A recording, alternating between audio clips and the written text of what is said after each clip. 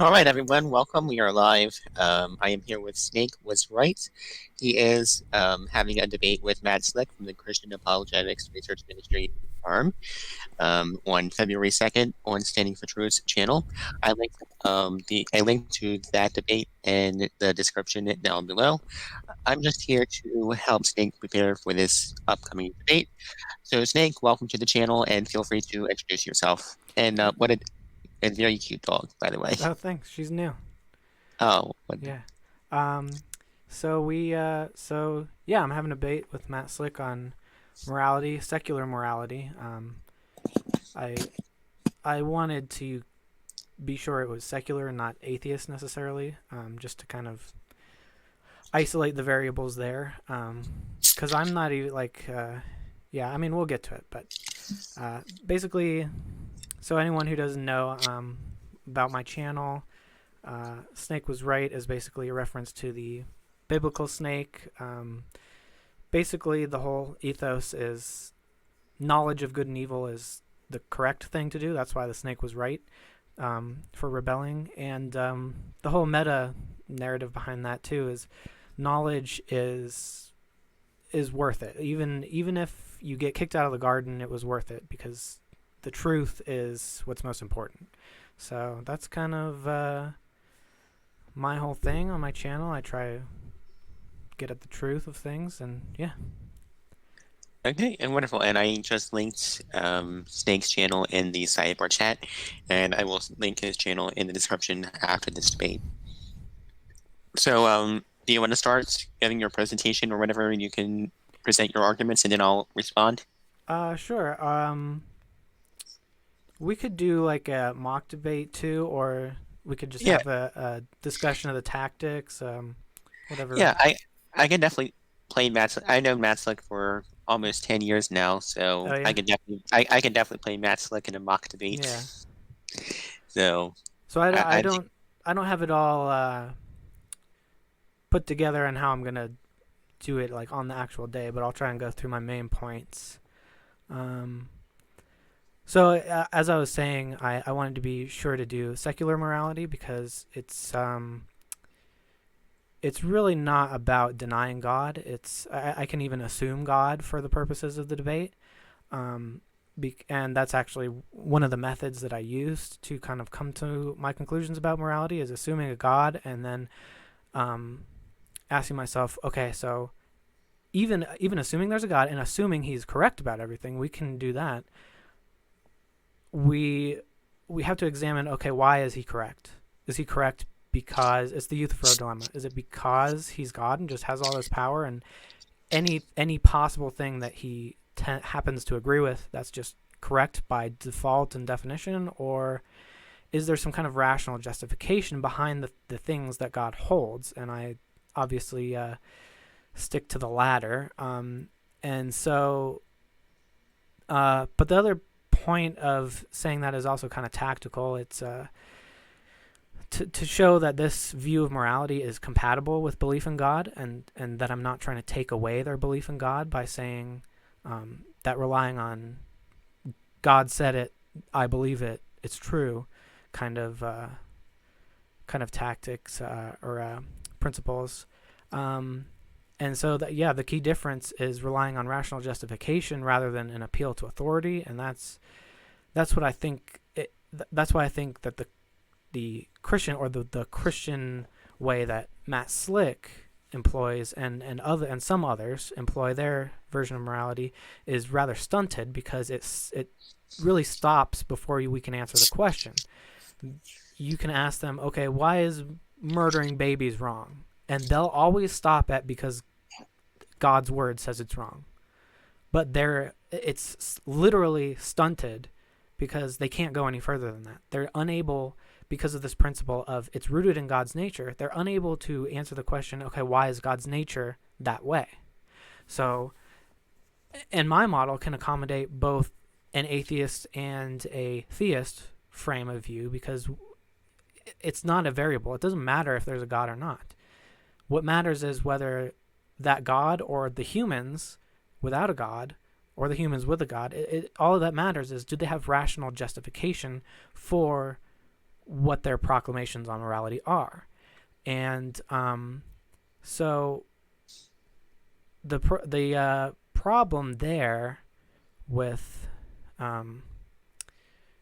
relying on God as the authority is, well, they're not able to distinguish between the proclamations of the true God or the true hypothetical God, or the hypothetically whatever God it is that is correct about everything, and they're not able to distinguish between that and an evil God, or someone who's pretending to know the mind of God, or someone who is talking about the right God but is mistaken about what that God wants. They're unable to make any possible distinction between those two.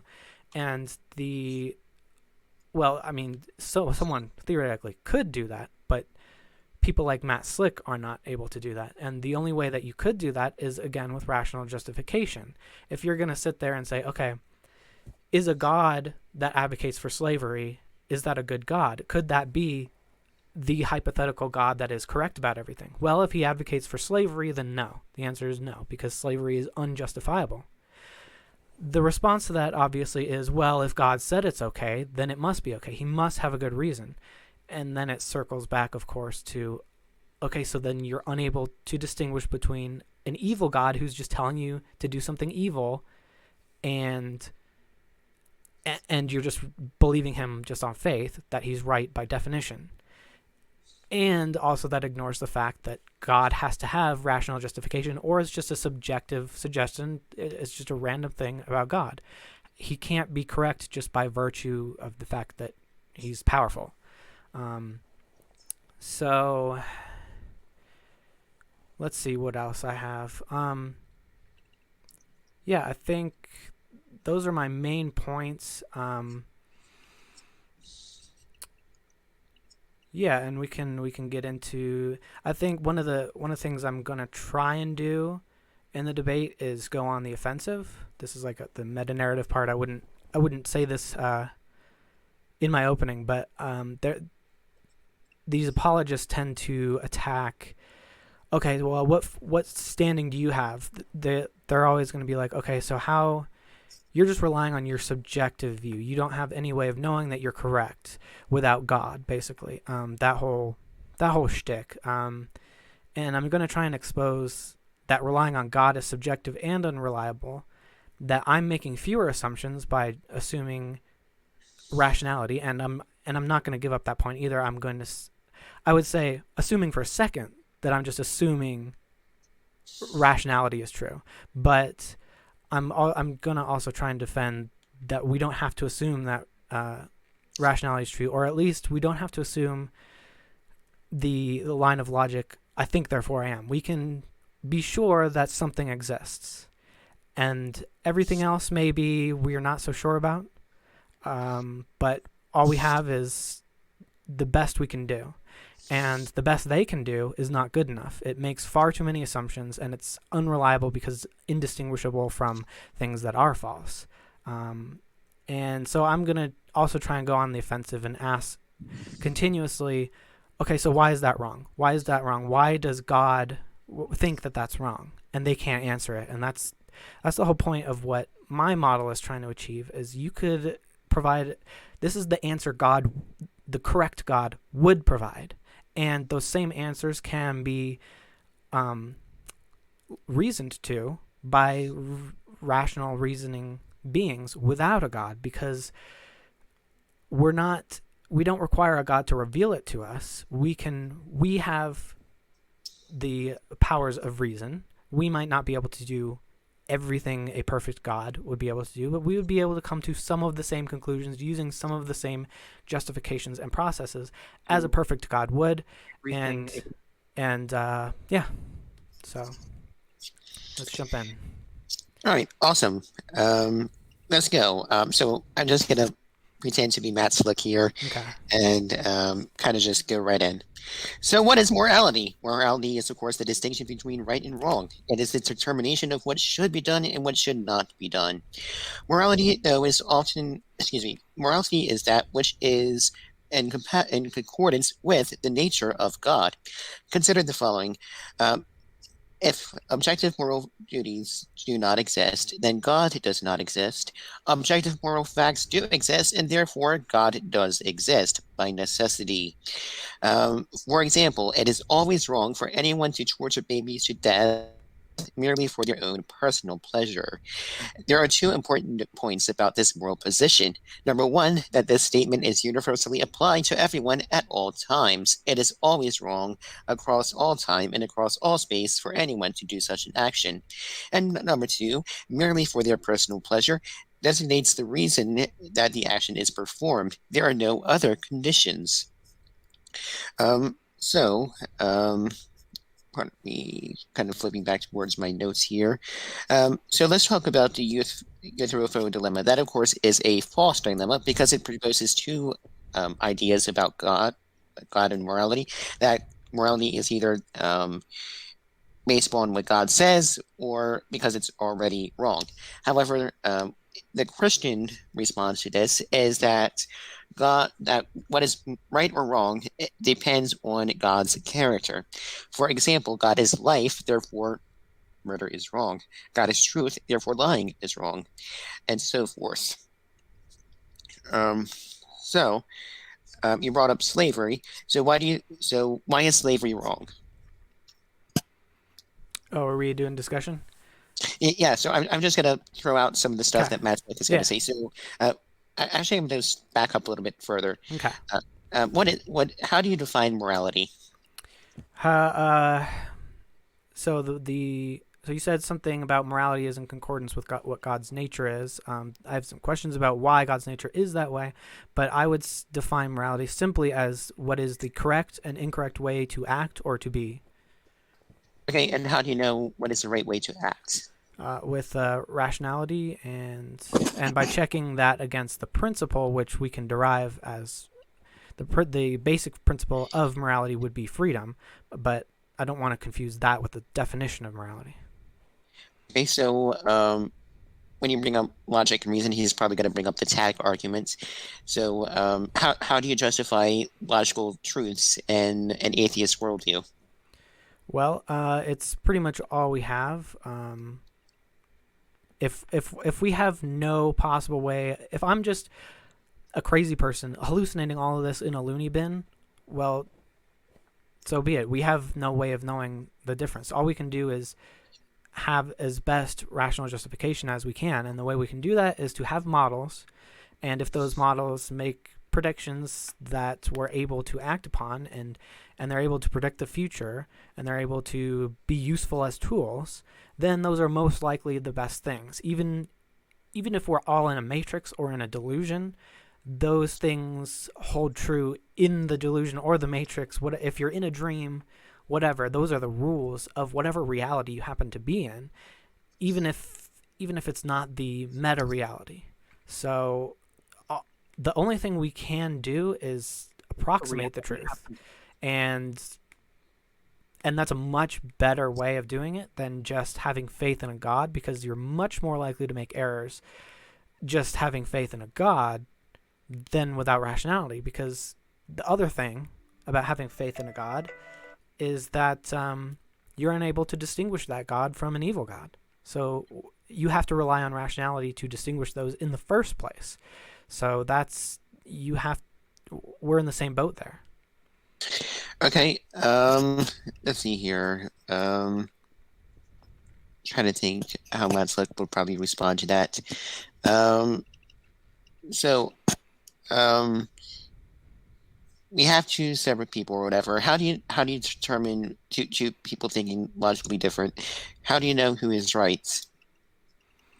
Well, you can put it to the test. If the simplest possible example would be if someone says 2 + 2 = 5 and 2 + 2 = 4, you can just have two rocks and two rocks and count up till the total is complete, and whoever said 4 was right.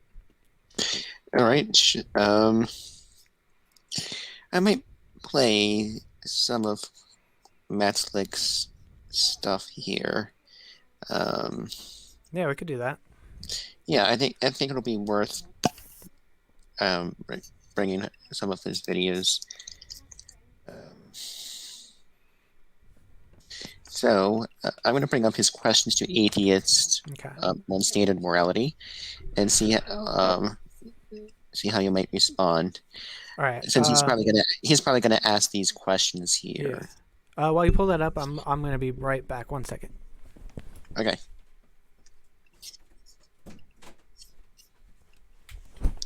Okay. Let me know when you're ready. All right. All set. All right, this is a set of questions for atheists, and it's dealing with the topic of morality, in particular, having a standard of morality. Now, I've got about, I think, 36 questions here. I need to read them in order, and you'll see why. I'm not saying they're all showstoppers and things like that, but they're intended for atheists to, well, hopefully, answer some questions. They like to ask them, see if you can answer them. All right. Regarding an objective standard, do you have an objective standard of morality by which you can judge whether or not something is morally right or wrong? Number two. Yeah, and that would just be so the standard, the method we would use would be logic, and the language that we would use too. The standard, I guess you could say, is just its adherence to the principles of logic and the adherence to the facts that are. So I mean so every statement would have to both be logically valid and sound at the same time. Okay, so that's like my next. Okay, so how would logic prove that torturing babies for fun is always wrong? Well, it contains within it a contradiction, and so that is incorrect. It's just as incorrect as making a contradiction in a math problem. So it's Okay, all so I'm saying is literally just incorrect. what is the contradiction? So there's a principle of freedom, and that if you take away others' freedoms, and that's a contradiction. It's a contradiction of an established ethic, like if do unto others as you would do unto them. That's okay. Sure. So why are humans free? Why do we have freedom? Freedom is why do we have freedom, or why should that be the moral principle? Both questions. You should answer both questions because he'll probably ask both of them. Freedom is basically just the summation of all the potentials a system has. So, go ahead. So for freedom, what about the person who is torturing babies for fun? Why doesn't he have that freedom? Well, it's I'm not sure. I'm sure there's a word for this kind of conflict where both of you are entitled to freedom, but any actions that initiate the restriction of another's freedom, that's where the error occurs. Okay, so So again, how do we determine whose freedom, so to speak, is taken away? Is it the baby's right to not be tortured, or the person's right to not torture, to be able to torture whoever they want? Well, in the ideal world, that person would be able to have some sort of simulation where they could squish a baby's head and see it, but it wouldn't be a real baby, is the thing. And so everyone's freedom would remain intact. It would just essentially be a simulation, but he would get to experience the sensations of that. Not saying that that's a admirable thing to have, but that would preserve everyone's freedom. There would be no conflicts of freedom there. But the initiation of harm is essentially where it starts. So if someone initiates harm on you and then you end up killing them in self-defense, it's the killing is still wrong because it's bad because you're still reducing the freedom of the system, but it was a justified response because you are setting things back to normal, because the initiation is what sets things out of balance. All right, so for freedom or stuff like that, let's say harm. How do you define harm? Let's say that I am very allergic to smoke or whatever, and you're smoking in front of me, do I have the right to force you to stop smoking, or punch you in the face so you will stop smoking because you're giving me an issue? So, where do we draw that line? That would be decided on property ethics, so it depends on whose property it's taking place on. If you're over at someone's house and they're smoking, it would be your duty to remove yourself from that situation. If they were on your property and smoking, you could kick them off of your property. And that's all derived from you put work into something, you own your actions, and if your actions produce something, you own what it produces. Okay, so what if it's in a public domain? Well, that's shared space, so I guess it depends. In public, you could just walk away, so you could solve Okay, that conflict. so what if they were in a position where they could not one cannot walk away from the other, such as maybe someone is in a taxi, and you're sharing a taxi, and there's no way to be able to get out. How would you deal in that situation there? Well, I mean, I guess I would object to taxi, but taking the spirit of the question, if you're kind of both trapped in a situation, I would say that you are initiating, since it's shared space, you are initiating a aggression against the other person by forcing this new condition on the space. If for some reason, let's just say smoking was necessary for your health and it harmed the other person, that again just comes down to a self-defense problem. If there's one piece of food and you both need the piece of food, there's no solution to that. It's just it's the same either way. So there's no way to solve that other than whoever gets there first. Okay, so let's move on, playing through this video. If you do not have an objective standard of morality by which you can determine what is right or wrong, then from where do you get your morals? Number 3, if you do not have an objective standard of morality by which you can determine what is right and wrong, then how are your moral values not just based on your subjective opinions? Number 4, if you do not have an objective standard of morality by which you can determine what is right or wrong, then what gives you the right to make moral judgments upon Nazi Germany or the God of the Bible? I mean, I agree with him that subjective morality is essentially flawed, and I don't think it means anything to say subjective morals, because if you're saying that, then it's just, okay, well, my preference is to kill you, and your preference is not to be killed, and who cares? There's nothing to be further to be said. It's just whoever gets what they get. So I agree with objective morality. There is correct and incorrect. So was there a question I should else respond to? I just wanted to make sure that it was clear that I was objective morality. Yeah, that sounds good, okay. And I'll continue. Okay. If you do not have an objective standard of morality by which you can determine what is right or wrong, then should anyone adhere to your moral standard of what is right and wrong? Yeah, I mean, I agree with that. Number 6, if you say that people should know your moral standard of what is right and wrong, how is your standard? I'm sorry, did you say anything? I was just saying I agree with that criticism. Okay. Of any value to anyone. Number 7, if you say that people should adhere to your subjective moral standard, then who decided that your subjective moral standard is the one that anyone should follow? Number 8. Well, pause it. Objective standard.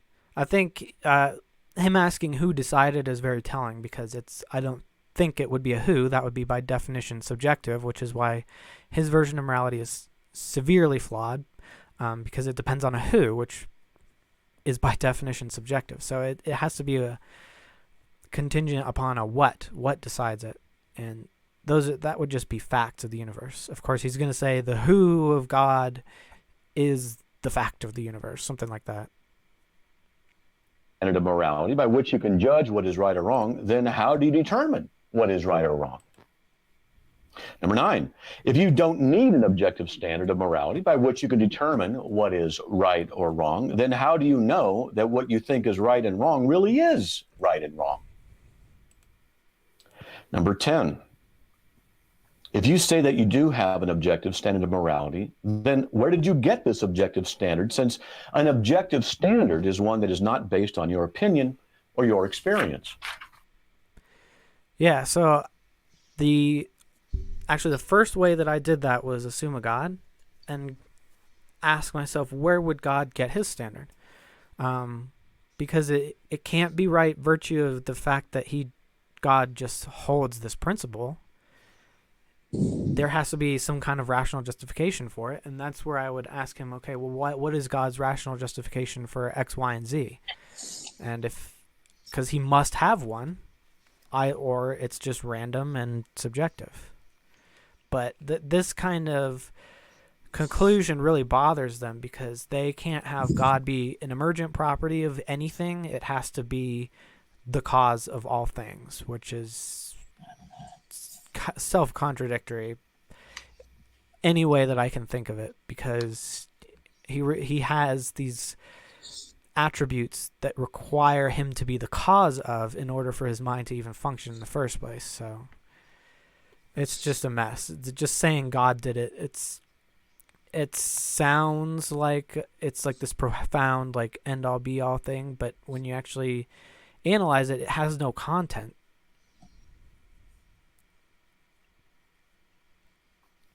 Number 11, if you say that you got your objective standard of morality from society, then what justifies the idea that society is the proper place to obtain the standard of morality? If you say you got your objective standard of morality from society, then which society has the right moral system when they contradict each other?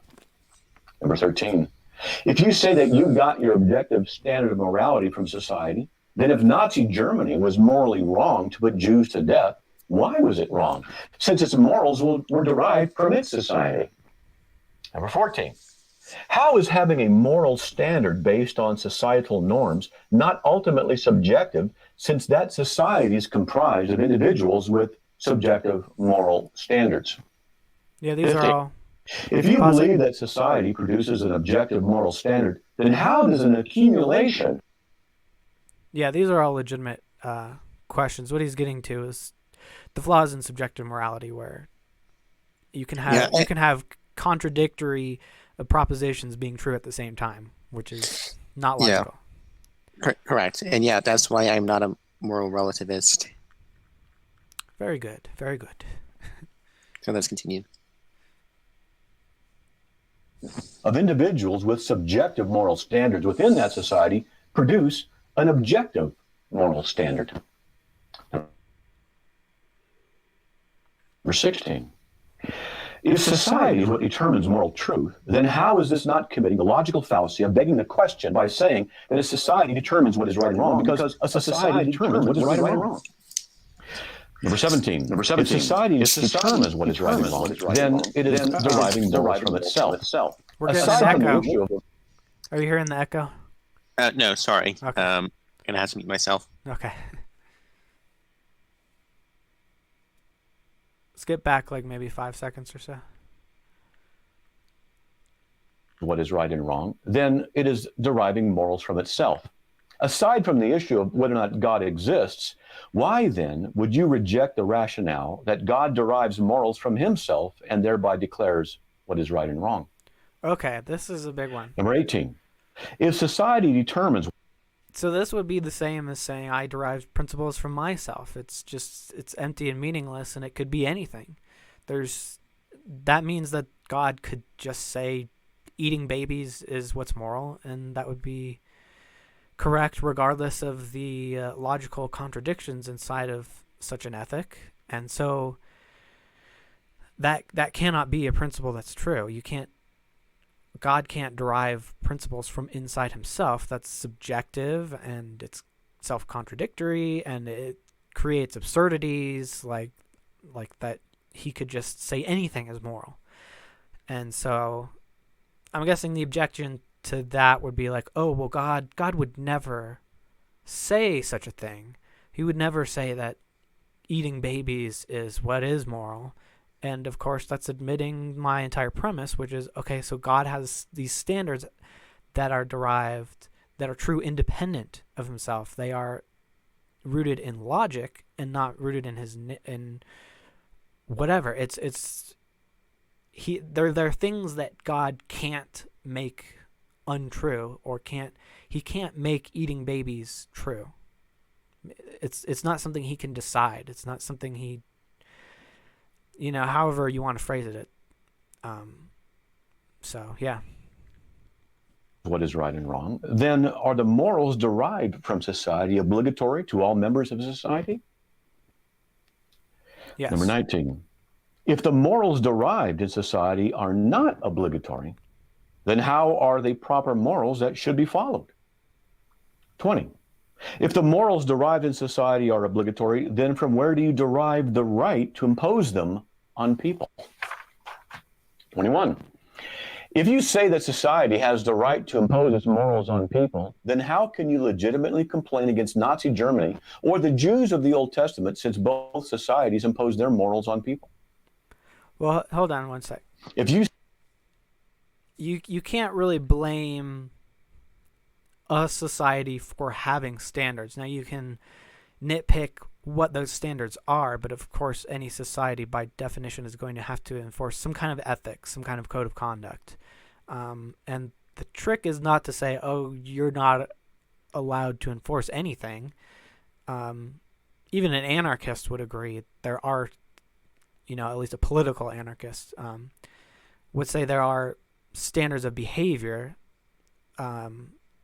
that society is justified in enforcing. It's just that some societies enforce unjustifiable standards of behavior. So that would be the difference there. But I think he's still kind of mostly just complaining about subjective standards of morality. So yeah. You say your moral standard is based on common sense, then what do you do when what is common sense for one person contradicts what is common sense for someone else? 23. So yeah, I guess this would be a good question. Like, what do you do, like, when what you think is logical versus what someone else thinks is logical? So this will be a good place for you to, if you want to jump in.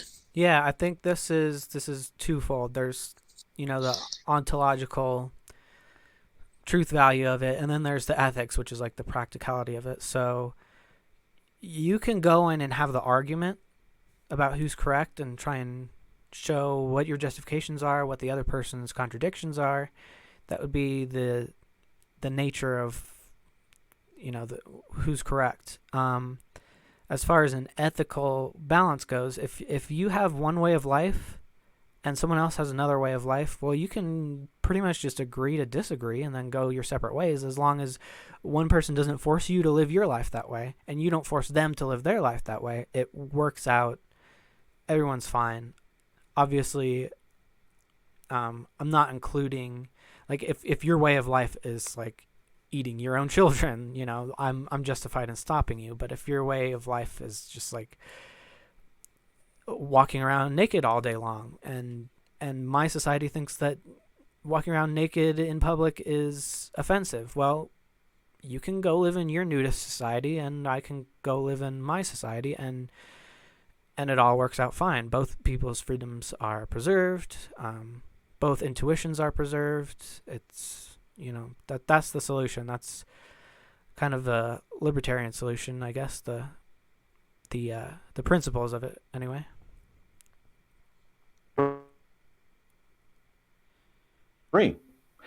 If what you believe is common sense contradicts what someone else considers to be common sense, then are your judgments really common sense? 24.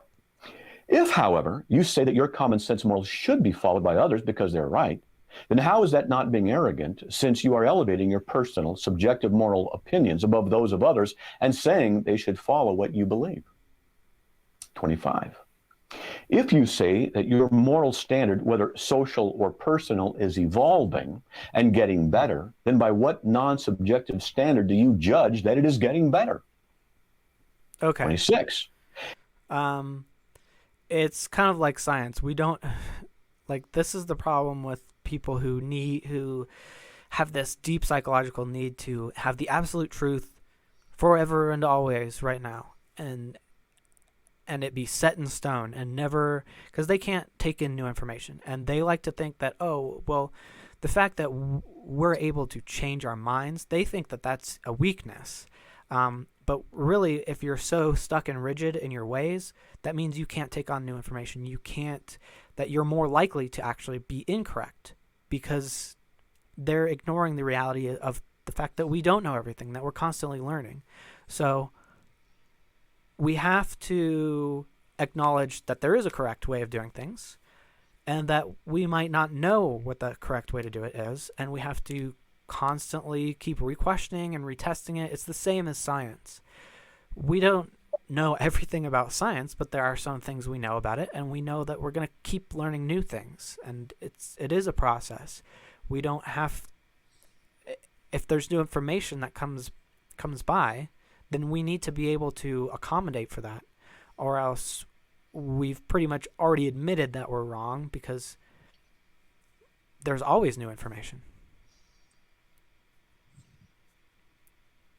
Okay. If you say that your moral standard, whether social or personal, is evolving and getting better, then how do you know it is getting better without committing the logical fallacy of begging the question by saying things are getting better because they're evolving?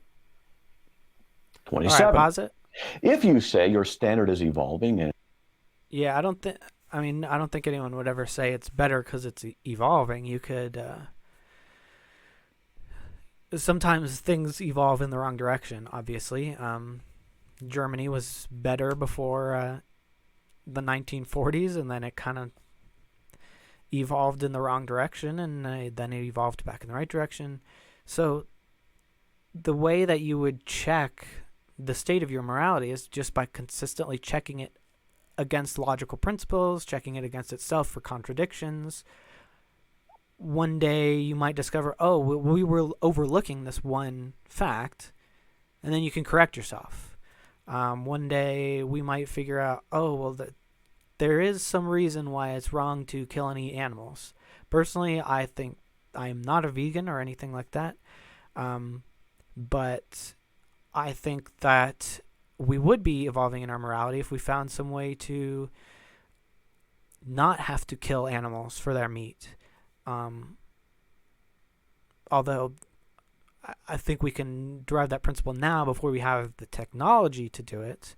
But essentially, yeah, the way that you can check your evolving morality is just by staying consistent to rational principles.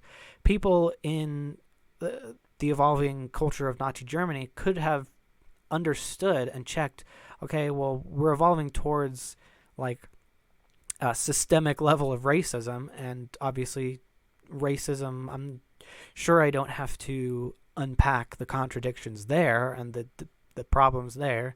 So you can say, okay, well, any system based on this flawed concept, we're moving away from what is rationally justified. I hope that gets to the heart of the question. and getting better, then can you assert that it won't evolve into something that contradicts what you believe now, thereby demonstrating that your moral beliefs now were really wrong? 28. Well, yeah. If your moral standard is evolving and can contradict it, again, it's just the problem there is him wanting something that will hold true for all time, forever and always, and never change. And I don't want to repeat myself too much, but I understand where he's coming from, where, yeah, we're trying to get at a truth claim, but our understanding of the truth is changing, so that sets off alarm bells in his mind. But it's not really about that. It's about the methodology that we go through to find that truth needs to be reliable. And the more reliable methods are the ones that are able to accommodate more information as time goes on. The unreliable methods are the ones where you just stick to something and you just don't move. And you get to absurdities, and even if these absurdities are pointed out as we learn new things, you just stay in your position. Then you accumulate more and more absurdities, and that's the problem. I don't think a lot of the apologists understand the importance of methodology, because they're too focused on the conclusion versus how you get to the conclusion, if that makes sense.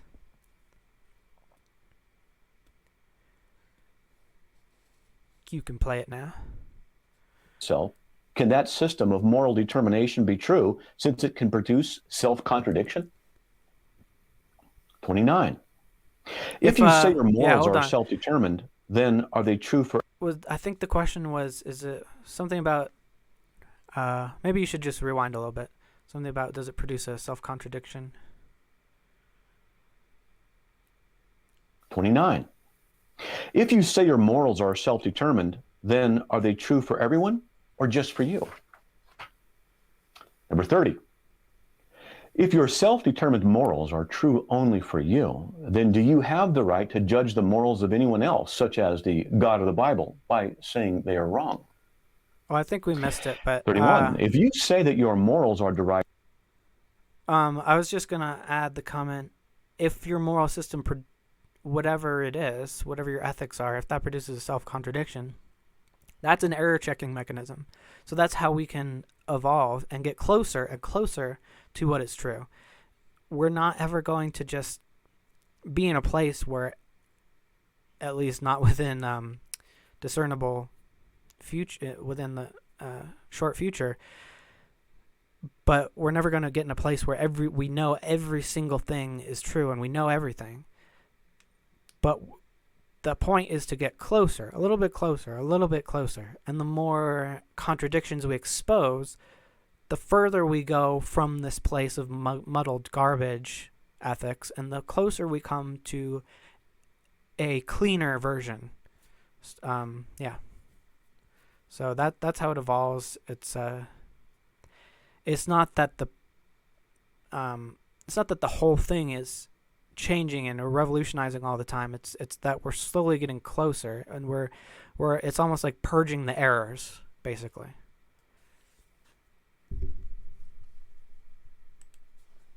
From instinct, which is brain-programmed behavior, then how are they morals and not simply brain patterns to which you arbitrarily attach moral values? 32. That would if you be say my, that your morals are derived from instinct, which is... That would be my criticism of God-derived values, is it's just a mental process, mental behaviors that, what words did he use? Brain process, mental process from which morals are derived. That doesn't make sense because it would be arbitrary, like you said. So that would be something I would really push on him to try and justify.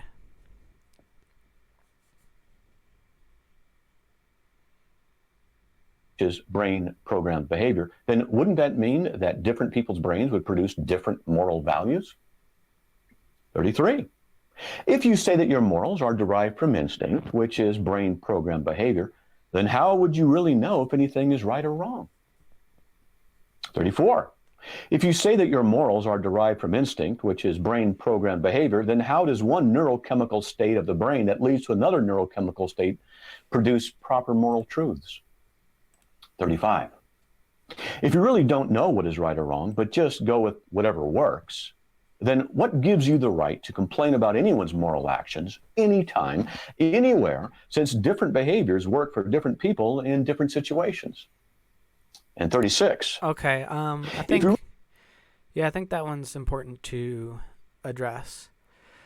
So I think we would be using whatever works in a different kind of way, where the way I would typically use it is whatever works, in the sense that it's working out on paper, or the predictions made by the model hold true, that model is working. I think the way he's using it here though is like, okay, so it works to pillage and rape and plunder and get away with it, so that's fine.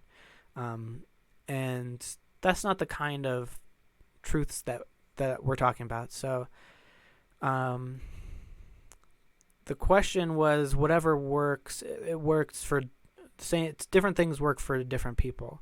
So I would say, so it's important to address that the difference between how we're using it. And it's also important, like I was saying earlier, as long as whatever works for you isn't infringing on the freedoms of other people, that's also fine. If vanilla works for one person A and chocolate works for person B, you know, the better answer is to have both flavors. So each person gets their own flavor. So you can solve those kind of conundrums that way. That's why choice is an important aspect in this. And but if you're getting down to like, okay, well, whatever worked for Ted Bundy should be acceptable, and whatever works for people who aren't killers like Ted Bundy should also be acceptable. Again, that just goes to the contradictions. So they can't both be true at the same time. So which one, if either, they could be both wrong at the same time, but they can't both be true at the same time because they're mutually contradictory. And I think you can find contradictions in Ted Bundy's behavior, but you can't find contradictions in someone who's just living their life not murdering other people. So that would be the way that you could differentiate the two. And the one of the main criticisms I have for Christianity is they have no mechanism to do this. It's just, well, if it's written in the Bible, then that's acceptable. They're not.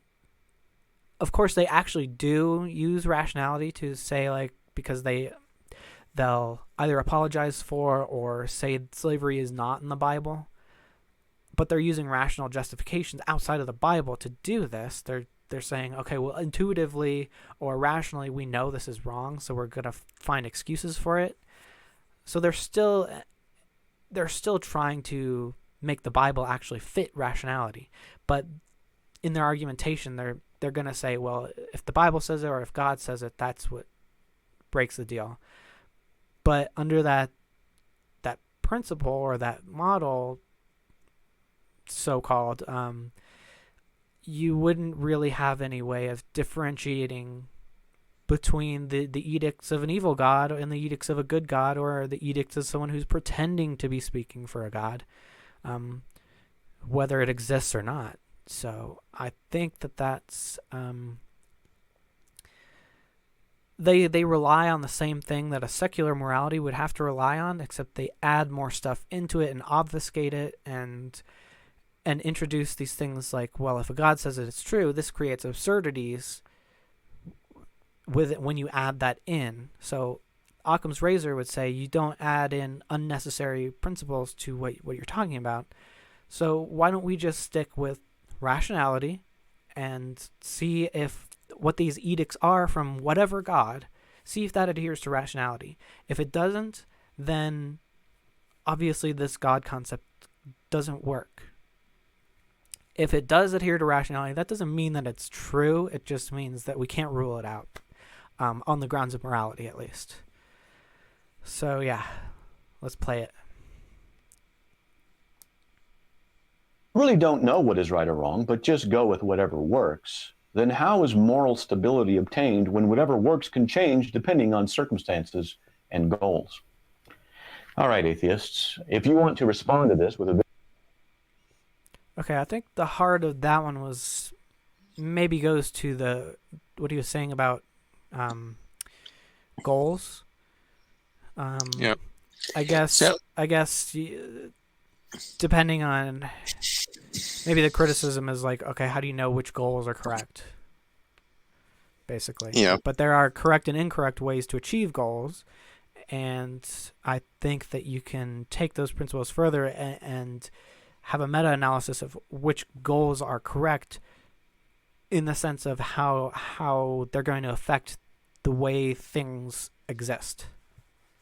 If that makes sense, we can unpack that a little bit, I guess. Yeah, that makes sense. Okay. So, one thing you need to know about Matt Slick is that he loves to steamroll the other person, just bringing up point after point after point. He is going to force you to be on defense. You need to figure out how to put Matt Slick on the offense. Yeah, that's One thing he's going to force you to be on defense, and he wants you to be on defense the entire debate. Because Matt Slick, I don't think, really likes to be on the offense that much. Excuse me, Matt Slick does not like to be on defense. yeah. So When you I need to. when I did that to Darth Dawkins, that was basically when he rage quit. Yeah, so force him to be on defense. So don't let him hog up the mic. Don't let him filibuster. Don't let him gish gallop. If he starts gish galloping, just say, "Hey, look, that's a gish gallop. Let's actually move on." One thing he likes to say to Catholics is, "My church father can beat up your first father." You can kind of turn this around and say, "My God can beat up your God." So how do you know your God is correct and my God isn't? And he's going to, of course, use the Bible and Jesus and all that. Yeah. And then you can kind of go from there. So definitely make sure you don't let Matt Slick definitely make sure you do not let Matt Slick steamroll you.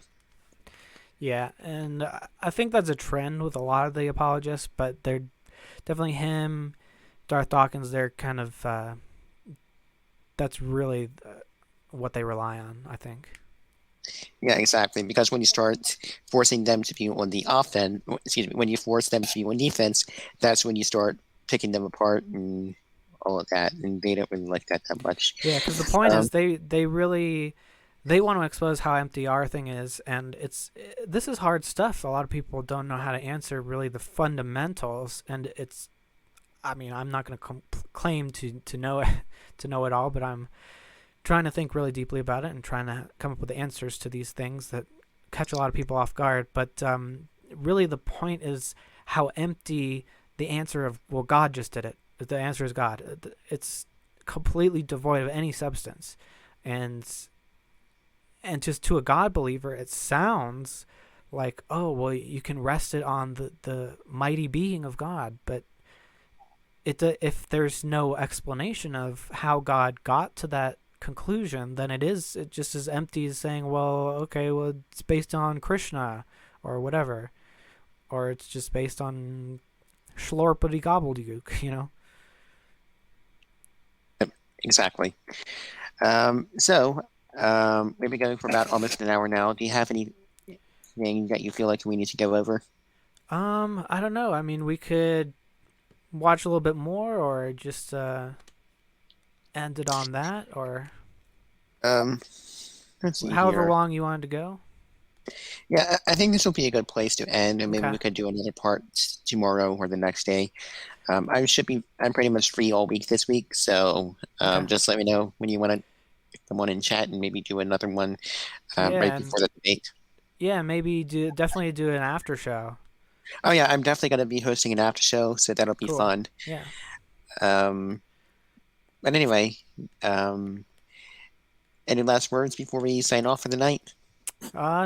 Just thanks. Thanks for having this and thinking of me, and thanks for being part of the community. We're doing God's work.